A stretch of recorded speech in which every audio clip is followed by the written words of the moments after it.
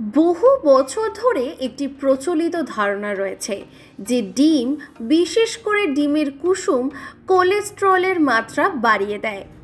এই ধারণার কারণে অনেকেই ডিম খাওয়া এড়িয়ে চলেন, বিশেষ করে যারা হৃদরোগের ঝুঁকিতে থাকেন।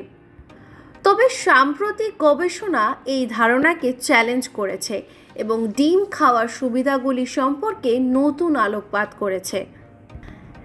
ডিমের কুসুমে সত্যি কোলেস্টেরল থাকে, তবে আমাদের শরীরে কোলেস্টেরল দুই ধরনের হয়, একটি ভালো কোলেস্টেরল এবং খারাপ কোলেস্টেরল।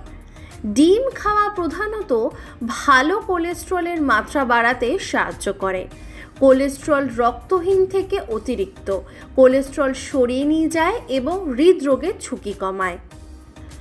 বহু গবেষণায় দেখা গিয়েছে যে সুস্থ ব্যক্তিদের জন্য দৈনিক একটি ডিম খাওয়া সাধারণত কোলেস্টেরলের মাত্রাকে উল্লেখযোগ্যভাবে প্রভাবিত করে না, বরং ডিমে থাকা অন্যান্য পুষ্টি উপাদান যেমন প্রোটিন, ভিটামিন এবং খনিজ পদার্থ শরীরের জন্য খুবই উপকারী।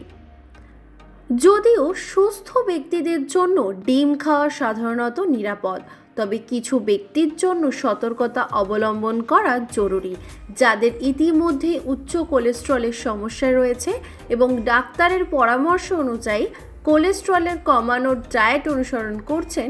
তাদের ডিম খাওয়ার বিষয়ে ডাক্তারের সাথে পরামর্শ করা উচিত। ডিম খেলে কোলেস্টেরল বেড়ে যাবে, এই ধারণাটি পুরোপুরি সঠিক নয়। তবে মনে রাখবেন, এই তথ্যটি শুধুমাত্র সাধারণ জ্ঞানের জন্য এবং কোনো চিকিৎসা পরামর্শের বিকল্প নয়।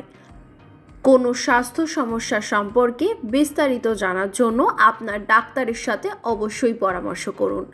নিজস্ব সংবাদদাতা, সংবাদ শিরোনাম।